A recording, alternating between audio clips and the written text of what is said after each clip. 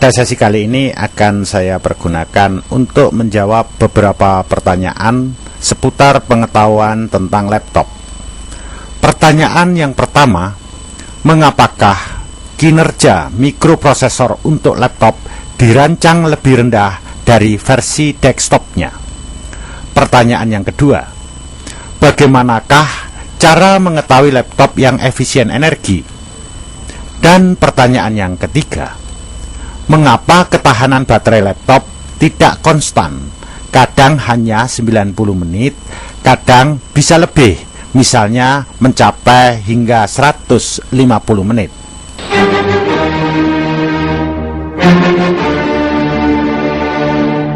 Saya jawab pertanyaan yang pertama. Perhatikan pada layar Anda, terdapat sebuah contoh komputer versi desktop yang telah saya buka tutup sampingnya sehingga terlihat komponen-komponen yang terakit di dalamnya. Komponen-komponen ini akan segera panas beberapa saat setelah komputer ini dinyalakan. Komponen yang paling banyak mengeluarkan panas adalah mikroprosesornya. Panas yang dikeluarkan oleh komponen-komponen ini segera dibuang atau disebarkan ke udara yang ada di sekitarnya. Itulah sebabnya panas yang ada dalam casing ini harus segera dibuang keluar casing. Seperti terlihat pada layar Anda, pada casing tersebut pada bagian belakang terdapat ventilasi. Dan pada beberapa jenis casing terdapat pula ventilasi tambahan seperti yang terlihat pada layar Anda. Kadangkala pada ventilasi ini dipasangkan sebuah kipas yang bertujuan untuk lebih memperlancar sirkulasi udara tadi. Apabila panas yang terdapat di dalam casing ini tidak segera terbuang keluar, akan dapat mengganggu fungsi dari komponen-komponen komputer yang ada di dalamnya, sekaligus dapat merusak komponen-komponen ini, yakni umur pakai dari komponen ini dapat berkurang. Sebagai bandingannya, berikut ini saya tampilkan sebuah komputer laptop. Komputer laptop ini akan saya lepaskan satu persatu bagian-bagiannya. Saya lepaskan dulu layarnya dan saya buka tutup casing sebelah atasnya. Terlihat di sini komponen-komponen yang terakit di dalam laptop tersebut. Komponen-komponen ini saling berdekatan satu dengan lainnya dan padat sekali, seakan-akan hampir tidak ada celah di antaranya. Andaikan saja mikroprosesor tipe desktop ini dipasangkan pada laptop ini, maka panas yang dikeluarkan oleh mikroprosesor tadi tidak akan cepat terbuang keluar casing laptopnya, karena sirkulasi udara di dalam laptop ini tidak sebagus sirkulasi udara pada casing versi desktopnya.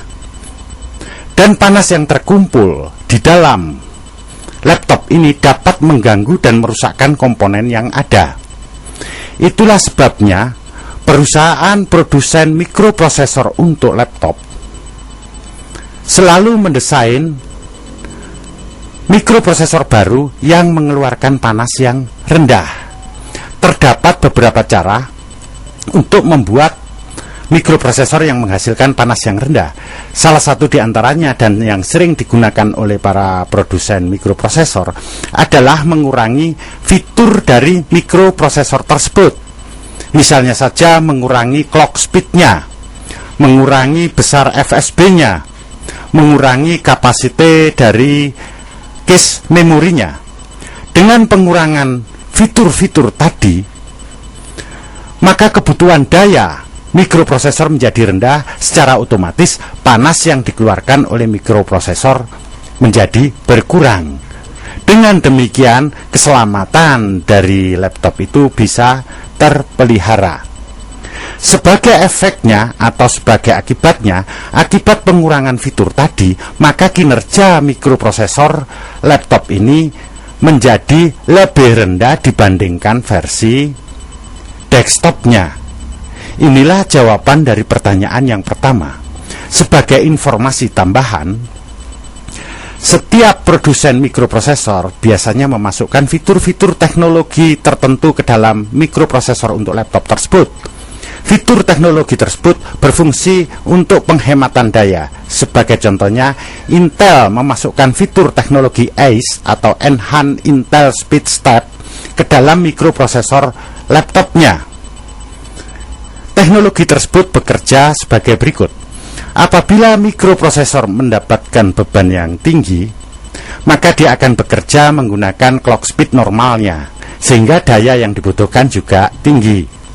Pada saat mendapatkan beban yang ringan, maka teknologi tadi langsung menurunkan kecepatan mikroprosesornya, sehingga daya yang digunakan juga menjadi menurun dan dapat menghemat cadangan listrik yang ada pada baterai.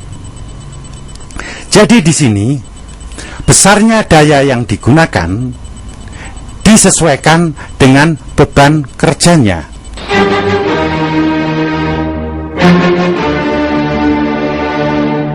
Pertanyaan yang kedua adalah bagaimana cara mengetahui laptop yang hemat energi?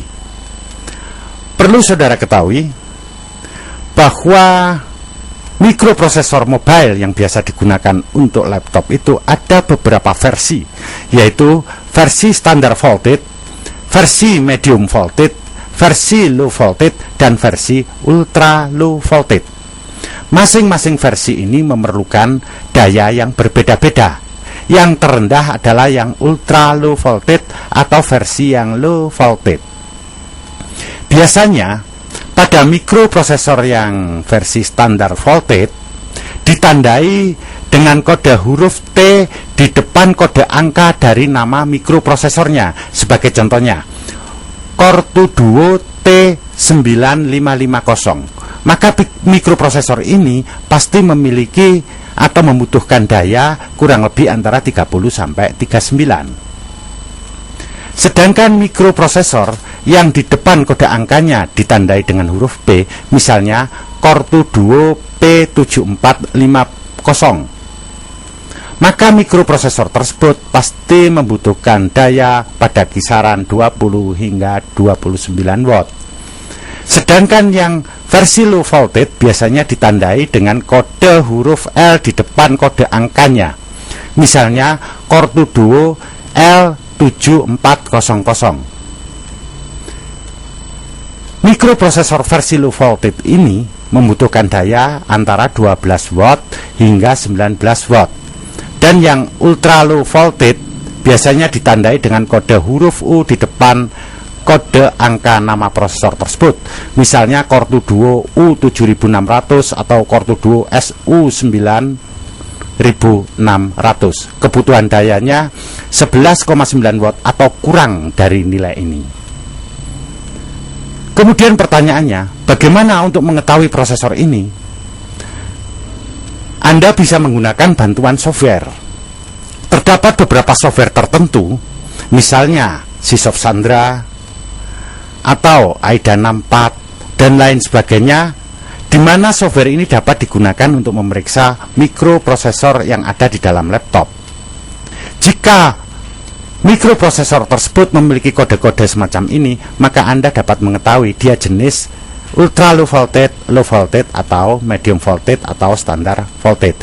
Pilihlah yang memiliki kode L dan U tadi, karena ini adalah yang mikroprosesor yang memiliki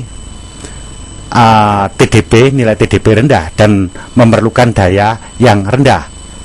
Boleh dikatakan merupakan mikroprosesor yang hemat energi. Apabila Anda ingin mengetahui secara langsung, yaitu melihat mikroprosesornya sendiri yang terdapat pada laptop, biasanya hal ini tidaklah mungkin apabila Anda membeli laptop jenis baru, karena biasanya pada casing luar laptop ini sendiri sudah disegel, dan membuka segel berarti menghilangkan garansi, kecuali apabila Anda siap dengan kehilangan garansi, maka Anda bisa membuka laptop tersebut dan melihat langsung mikroprosesor yang terakit di dalamnya.